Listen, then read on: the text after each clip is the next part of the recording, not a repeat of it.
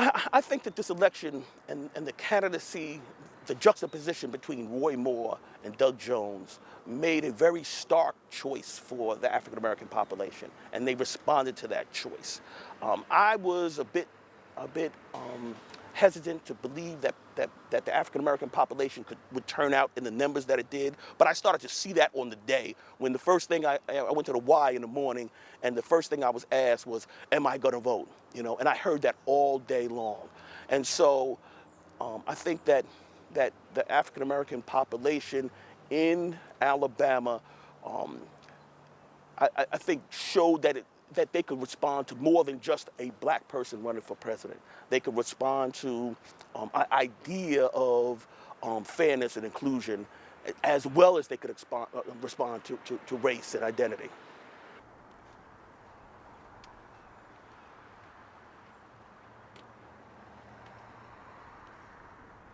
I also think we have to be cautiously optimistic. If you look at the numbers, the vast majority of white males voted for Roy Moore. The majority of white women voted for Roy Moore. The African American population came out in Barack Obama numbers. And so they far outstretched the anticipated turnout, and I think that made the difference.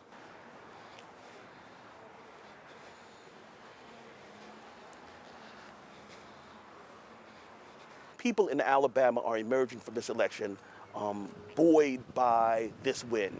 There was a constituency, the Democratic Party in Alabama, I think, has been revitalized. I think it's a shot in the arm to the Democratic Party nationwide.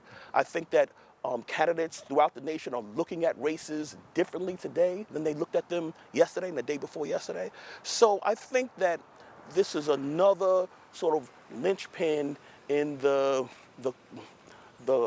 maybe it's a bit premature, but the political coffin of our president.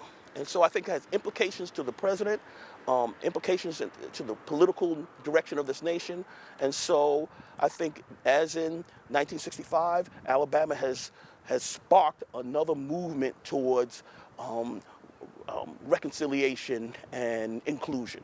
Yeah, and I think we have to be more deliberate in terms of the way, or more sophisticated in terms of the way we engage our students, and we're going to start to do that. I think America was heading in a more inclusive direction, a more caring direction, a more diverse direction, and I think the Trump presidency sidelined that, but I think it's only sidelined it. I think our young people are energized by this election. People see that their mobilization and their vote does count.